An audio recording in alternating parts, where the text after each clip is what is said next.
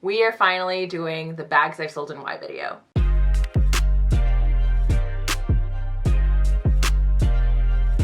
What's up, you guys? Welcome back to my channel. For today's video, I'm finally talking about all the bags that I have sold and why. Things that were in my collection and aren't anymore. Also, just some earlier bags that I can remember off the top of my head. But I'm not going to go into depth with those, more so the premier designers, and just discuss like why I decided to sell them. I won't try and talk about each bag too much because this is a list of like over 20 bags. So if you want to go and grab a snack, please do so. If you're new here, my name is Alyssa Lenore and I do these bag related videos pretty often. So if you're into that kind of stuff, please hit the subscribe button as well as the notifications bell so you know when I post new videos. And also feel free to check out my Instagram where I post every single day and I'm just at home doing mirror selfies. That's it. Oh, and like home stuff too. So we're getting more into that. And also I will be doing a vlog showing you guys the new and updated Clawfus this week. So please stay tuned and let's get on with the video. Also, sorry, someone is mowing their lawn. I tried to wait until they were done, but I feel like once one lawn is done, someone else is mowing their lawn. So if you hear that sound, please ignore it. And I'm hoping that it ends soon. Okay, so first few bags that I am going to talk about are my very early bags when I was still just getting into fashion. I'm talking about Michael Kors, Tory Burch, Kate Spade, Marc by Marc Jacobs. That was my jam. Like, that's what I thought was, ooh, fancy.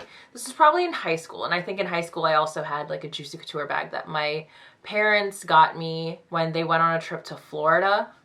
I don't know, but it was a thing. That was high school, and that was probably back in, when did I graduate high school? 2010. That's when I started to really like enjoy bags and swapping out of them and felt like each outfit needed a different bag. So that was my early bag love and self. Sorry if I'm looking over here. I have like a little Excel sheet. One of the earlier bags that I was really into before were from Chloe. I had a Marcy in the medium size in this kind of pinkish beige color, and I remember I loved it a lot. It was one of the first few designer bags that I was able to buy on my own. At that time, I was very much so into like this hobo style where it was slouchy, and I think that was a thing back in the day because I also had this LV bag. It was called the Mahina XS, and it was also kind of that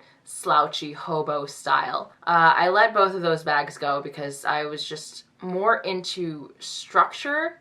I was starting to get into that, and I decided to let those go for other purchases. You'll notice in this video that a lot of bags that have been sold were because I wanted something else or I got something else that just replaced it.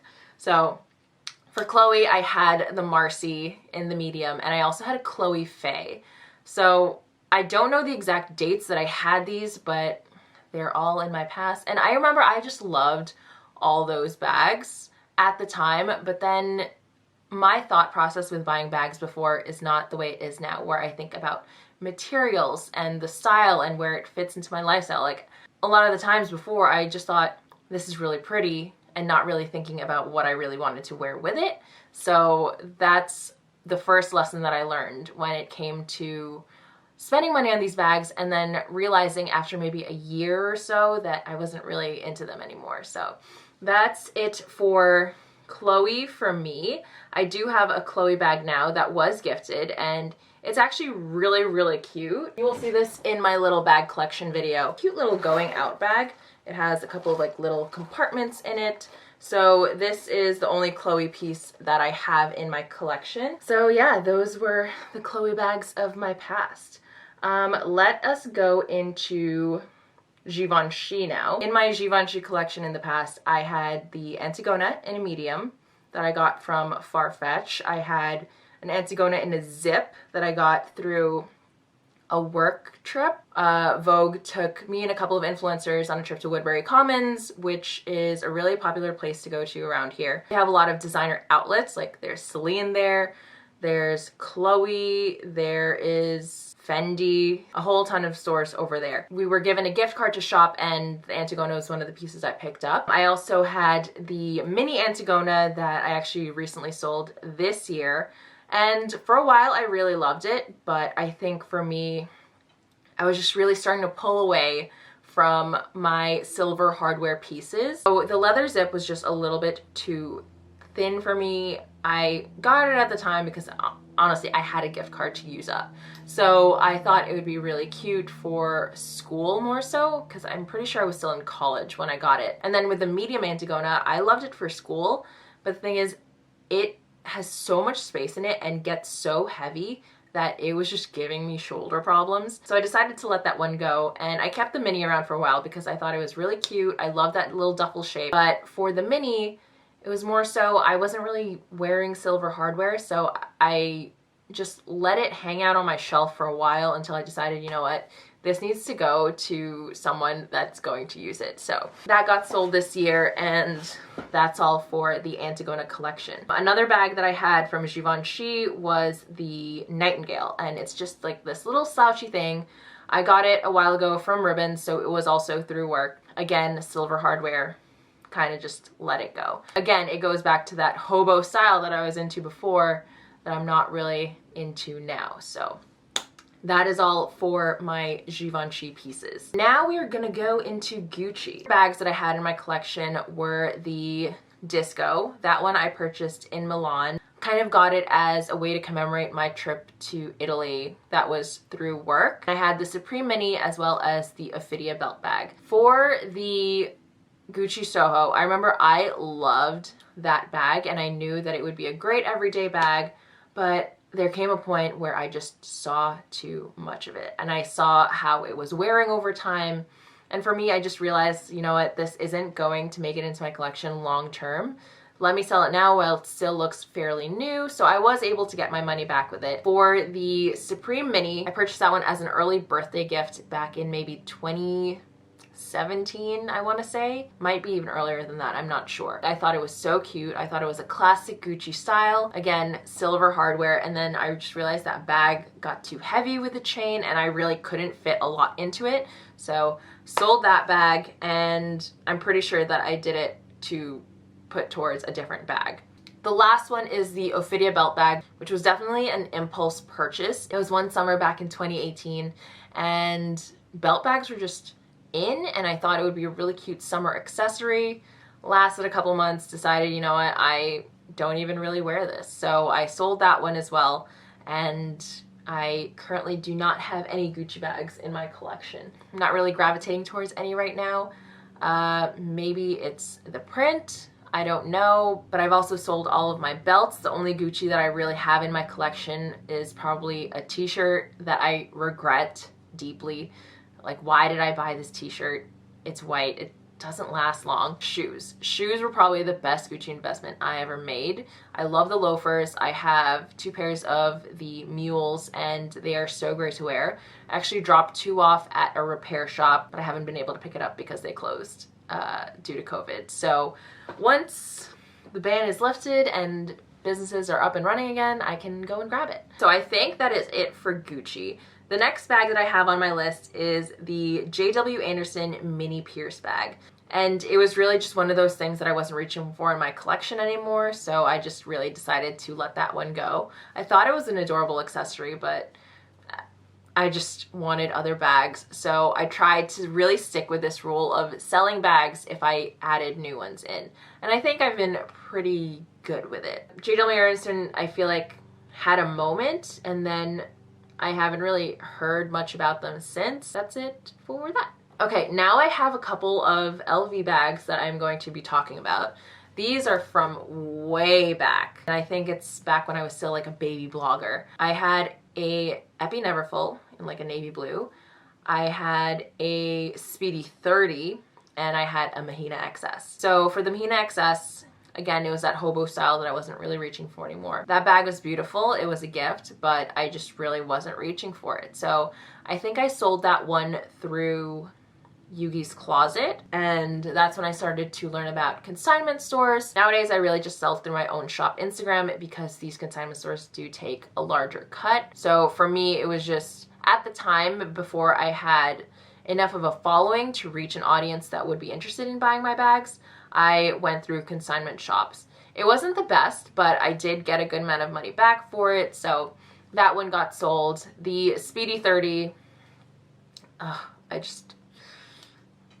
mean, I was just tired of it, honestly. Like, everyone has one, and I got it in that checkered print, and it was just not gonna make it. So that one got sold. And for the Epi Neverfull, that one was actually a really great bag. I used it for school for a while, but then one summer I had an issue with the strap where the seal on it just kind of melted off and onto my shirt. I brought it to LV and they deemed it defective. So they just ended up giving me a new one entirely. And because I got that new bag, I was just like, okay, well, this is a good time to sell it if I don't think I'm going to be keeping this bag in my collection. But I do actually still miss that bag from time to time, because I think if you're going with a Neverfull, the Epi versions are absolutely beautiful. They're a little bit more structured, and I just think they are a great option if you do love the Neverfull silhouette.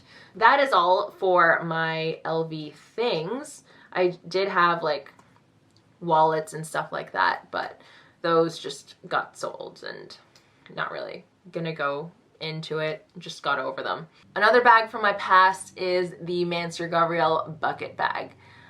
Honestly, I'm pretty sure that I really wanted this bag over the hype of them and how hard it was to get them. I just remember there would be drops on when they would become available, and then they would just sell out.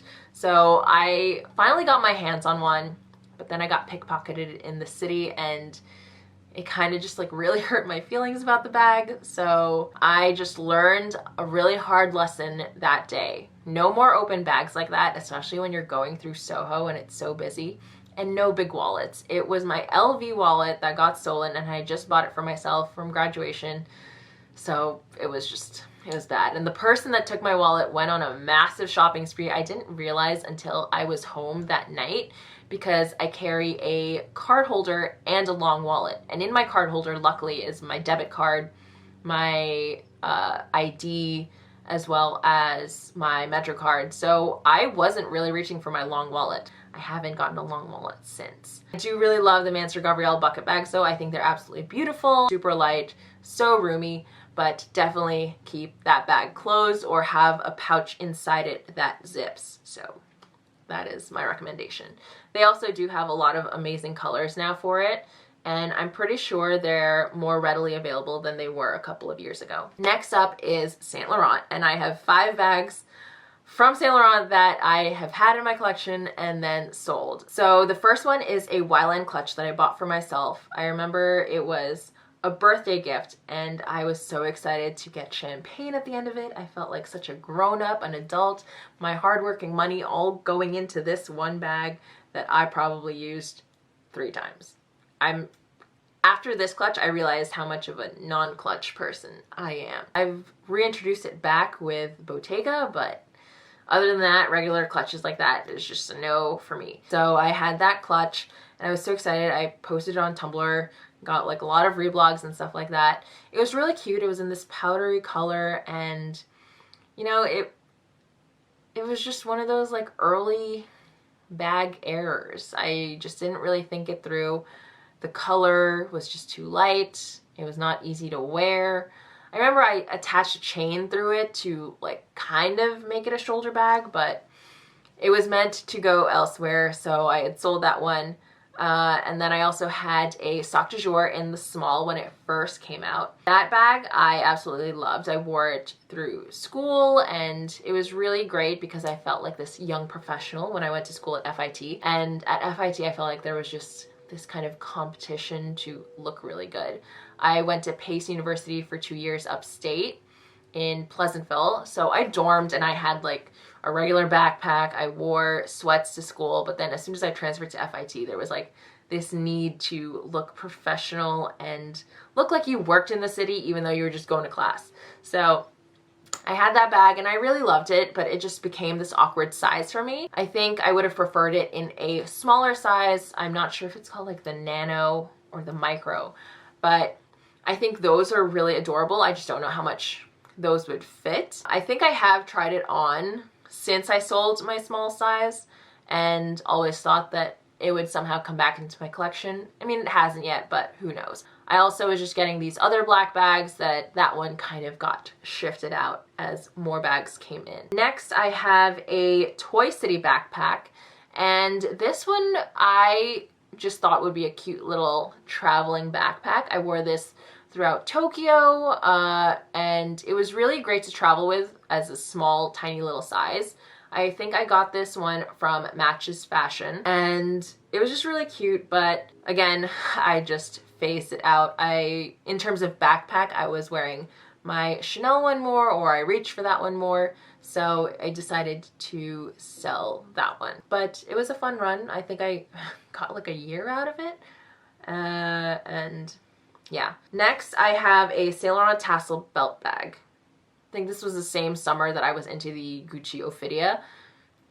Really not a belt bag person in that way. It's just like this tiny little thing, and it was good for going out. Like, it's great to bring to a concert, but that tassel just felt too long for me, and I just decided to let it go. Last one is the medium sunset bag, and this one I got through work as well, but again, that silver hardware. I do really love that design and that logo, but I just decided it needed to go to a new home.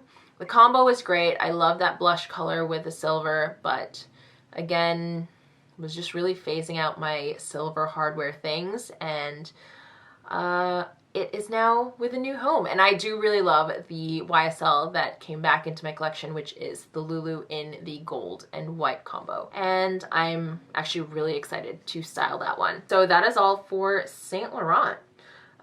Next, we are going into my Celine category. So the very first Celine that I sold from my collection was actually my very first Celine ever as well. I had the trio in red, and this was during a time that I just started really getting into fashion, but my fashion style wasn't really neutral yet. Pretty sure it was like my first year of college at FIT, so this was around 2012. I was like 21 years old or 22, and I loved the trio, but then I realized as my wardrobe was changing, as like the longer I was in school, I realized that I wanted it in black instead. So I actually got it in black and then sold the red one.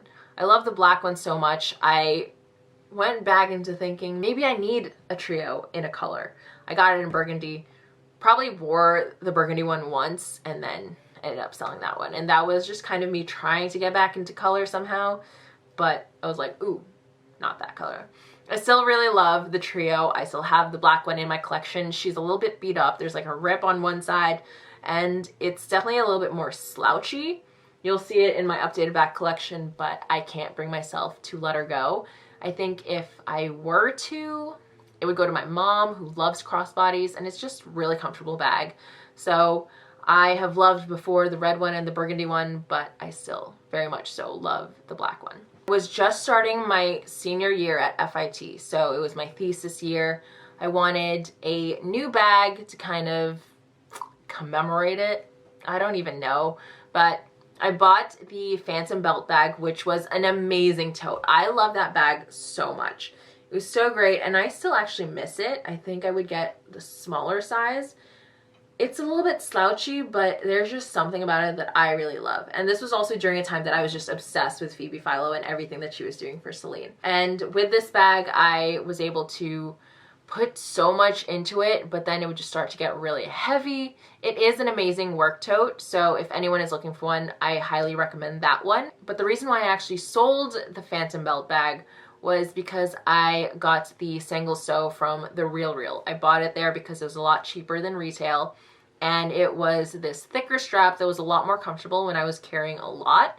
So I'd actually sold the Phantom to a friend of mine who was really interested in it. So that went to a new home, and I know that she still gets a lot of use out of it, which is amazing. But I still have the single sew in my collection, and that's just a great little black tote for me to carry around, and I think it's just an easier shape for me. That is my collection, and it's kind of why the Phantom got pushed out. And the last Celine bag is the belt bag, and that one I really loved for a while. I thought it was such a cute and unique style, but after some time, I just wasn't reaching for it anymore because I was thinking, oh, well, that one isn't so easy to get in and out of. I was just picking like these other bags compared to that one. So I actually decided to let that one go as well, and is now in a new home where it is getting a lot of use, and that was also sold through Instagram. Also, in case anyone wants to know when I do have a bag up for sale, I will link my shop Instagram down below. I don't post that often, but when I decide to do a purge, that's where it goes. But I do have one more bag to include in this video, and that is my Chanel boy bag. I know. It was my very first Chanel. I bought it on my very first trip to Paris at the original boutique, and there's just like so many feelings with it that for the longest time I was on and off about letting it go, but I just really don't use the bag anymore. And again, it's silver. It's in ruthenium hardware. I'm picking like my other Chanel bags over it. So, I mean, I honestly, like, I'm just looking to find a new home for it because there are these other bags I want to add. I kind of want a reissue in my collection. The new medium is just kind of big, and for my first Chanel, I thought that that's what I wanted. And I was actually between the old medium and the new medium at the boutique. Maybe I would like it more if I got it in the old medium, but at the time, I just preferred big bags. I was carrying my medium Antigona on that trip, and I don't know why, I just loved big bags because I thought mini bags didn't serve a purpose, but now I love tiny bags. Not super tiny, but like, you know, smaller, cutesy size. That is it for the bags that I've loved before. I do have like some other things on my shop Instagram for sale, and I'm actually contemplating on letting my tiny Bottega go, so that might also end up on there. But yeah, over the years I've just really learned about what bags really work for me. If you guys are interested in learning about my bag buying process, I will leave that link down below. I feel like each bag purchase I'm a little bit more hesitant on. An updated bag collection video is coming up, so I will be sure to show you guys all the changes. There has been a lot of edits since my last collection video, which was just January of 2019, so a lot has changed in less than a year and a half. Again, I never purchased any of these other bags thinking about the moment that I sold them. I just thought about the time that I really loved them, that I really wanted them, that I wanted to treat myself to them. Then after a while, like, things just changed. I wanted to bring in new bags, and I didn't want to have a ton of bags sitting that I wasn't reaching for. So for me, as soon as I really stopped gravitating towards a bag, it kind of goes into this maybe section in my head, and I let a couple of weeks pass, maybe even a month or two, and then I go into like, okay, yeah, let's sell it. I'll also try and like reach for that bag and use it and see how I feel after, and if I'm just like, could have used another bag, then it's definitely getting sold, which was the case with the boy bag. I put it up for sale, I took it down, I started using it again, put it back up, and I was just like, you know what, it's just a sign. But the thing is, like, if I sell that bag, it would just go towards a different Chanel, so I feel like the sentimental value of that bag can go into the other bag. My game plan was actually to sell that bag and then with that money buy another bag in Paris, but my trip to Paris got canceled, so that's just gonna be postponed. But anyways, that is all for all the bags that I have loved before, and I don't think that it's something to feel guilty about if you choose to sell it. I would probably just feel more guilty if it was just sitting on my shelf. So those bags have all found their new homes. I do think it's normal to kind of outgrow a bag. I don't believe in hanging on to them just because of a sentimental value. I think it's important to just kind of extend the life of an object. So definitely shopping pre-loved is an amazing way to do it. I have a couple of bags in my collection that are pre-loved, and I'll do a dedicated video on that later on. That's pretty much it. Glad I finally got this video done. We are doing a Cloffice reveal in the next one. I am also going to be doing the updated bag collection video that I know a lot of people are waiting on. And then I think we will also do shoes. I'm contemplating on doing dedicated collection videos, like all of my Chanel pieces, including SLGs and sneakers and accessories, or like LV. Let me know if that's something you guys would be interested in, or any other specific topics that you guys would want to see from my channel. That is all. I'm actually going to clean up in the office and get started on the next video so that I'm not behind, because last week we were a little bit off schedule. I need to go get coffee, my second one for the day. Thank you so much for watching, guys. As always, your love and support mean the world to me, and I will see you in the next video. Bye!